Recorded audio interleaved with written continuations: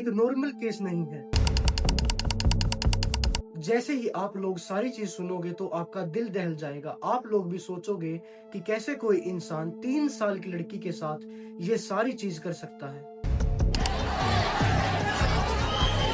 जब मैं खुद इस केस पर स्टडी कर रहा था तो मेरी खुद की आंखें नम थी और मैं ये सोच रहा था कि उस टाइम पर उस लड़की की क्या सिचुएशन होगी जब ये सारी चीजें हो रही थी। सारी कहानी सुनने से पहले मेरी हाथ जोड़कर आप सभी से रिक्वेस्ट है, इस वीडियो को जितना हो सके शेयर जरूर करना और जस्टिस फॉर यदन्या इस हैशटैग को पूरे सोशल मीडिया पर ट्रेंड जरूर करा देना, जिसके बाद सरकार पर प्रेशर पड़ सके, क्योंकि हमारे देश का नेशनल मीडिया तो मंत्रियों के कामों में लगा हुआ है। उन्हें क्या ही दिक्कत है कि हमारे देश में क्या हो रहा है। और मैं खुद उस कंट्री को सेफ नहीं मानता जहाँ पे खुद हमारे बच्चे सेफ नहीं और उनके साथ इतनी बड़ी बड़ी चीजें हो रही हैं। सो इस वीडियो को प्लीज शेयर जरूर कर देना। और इस वीडियो को बनाने का मेरा मकसद यही था कि मैं अपनी छोटी सी सपोर्ट इस नादान बच्ची के लिए दिखा सकूं।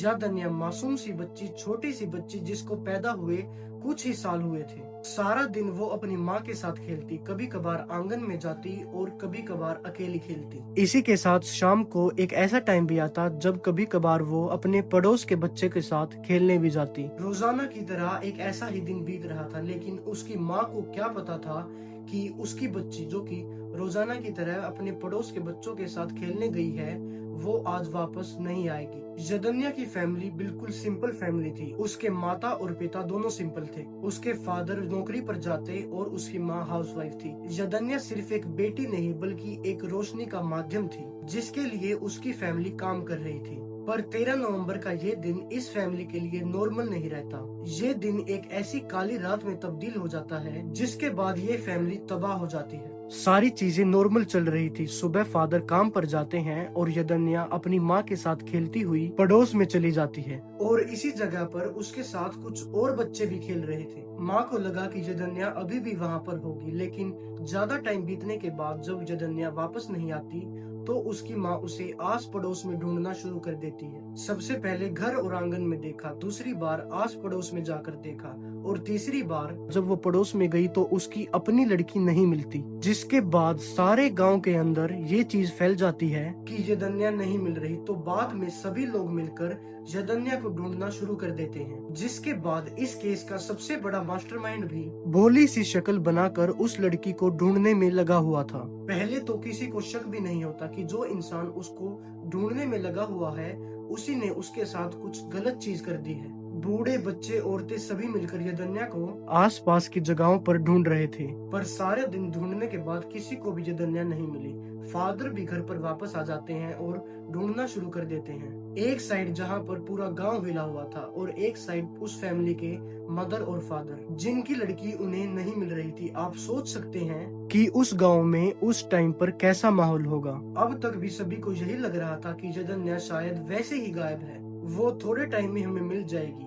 या दूसरा पहलू ये था कि किसी के द्वारा यदन्या को किडनैप कर लिया गया है। पर ये दोनों चीजें तो आखिर में नहीं होती। वो कल्प्रिट खुद मिलकर लड़की को ढूंढ रहा था। पर जब थोड़ा टाइम और बीता, सभी ने मिलकर आसपास की जगहों पर देखा तो यदन्या मिल जाती है। पर यदन्या इस हालत में मिली कि इस वीडियो के अंदर मैं आपको बयान नहीं कर सकता। खैर, तो जिस भी हालत में वो मिली उसको देखने के बाद यदन्या की फैमिली और पूरा गांव हिल जाता है। उसके साथ किसी इंसान के द्वारा गलत काम किए गए थे और बाद में उसे इस दुनिया से रवाना कर दिया गया। ये सब देखने के बाद तुरंत ही वहाँ पर पुलिस पहुँच जाती है। तो पुलिस ने तहकीकात शुरू की, जिसके अंदर पहले तो पुलिस को कोई भी सबूत नहीं मिला, लेकिन बाद में गांव के कुछ खास आदमी सामने आते हैं जिन्होंने बताया कि कैसे एक 24 साल का लड़का जो कि शायद एक्टिंग कर रहा है इस लड़की को ढूंढने की। बहुत टाइम से सारे गाँव वालों के साथ मिलकर वो इस लड़की को ढूंढ रहा था और ढूंढते टाइम 2 बार ऐसा टाइम आया जब वो सभी से नजरें चुराकर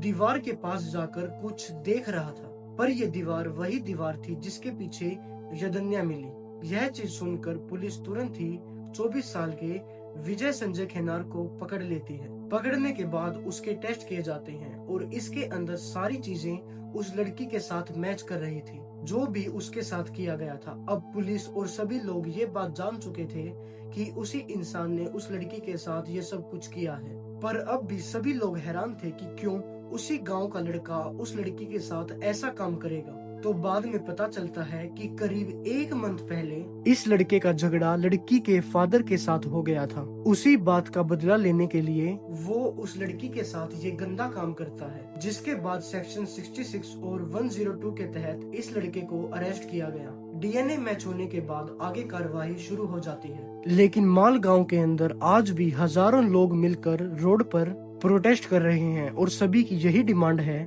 कि जल्द से जल्द इस केस को फास्ट ट्रैक पर डाला जाए और जल्द से जल्द इस लड़की को इंसाफ मिले। इंसाफ की गुहार आप लोग जानते हैं। लोगों का यही कहना है कि जिस भी इंसान ने ये सब कुछ किया उसे इस दुनिया में रहने का कोई हक नहीं। आज भी वो घर उस लड़की के बिना सूना पड़ा है। आज भी उसके खिलौने उसी जगह पर पड़े हुए हैं और उसकी वेट कर रहे हैं। पर आप और मैं खुद ये जानते हैं कि जो भी उस लड़की के साथ हुआ वो अब वापस नहीं आने वाले। लेकिन हाथ जोड़कर मेरी आप सभी से ये रिक्वेस्ट है कि इस लड़की के लिए सारे सोशल मीडिया पर इंसाफ की गुहार जरूर करें, क्योंकि आपका एक ट्वीट या इस वीडियो का एक शेयर इस इंसाफ को दिला सकती है। और इसी के साथ जिसको भी इस केस के बारे में नहीं पता उसके साथ ये वीडियो शेयर जरूर कर दिएगा। तो अगर आपको हमारी इस वीडियो से कुछ भी सीखने को मिला या अच्छी लगी तो हमारी ये क्राइम प्लेलिस्ट जाकर जरूर देखिएगा, जिसमें ऐसे ही कई सारे सच्चे किस्से हैं और आगे भी इसी तरह आते रहेंगे। And don't forget to subscribe our channel and I will see you guys very very soon.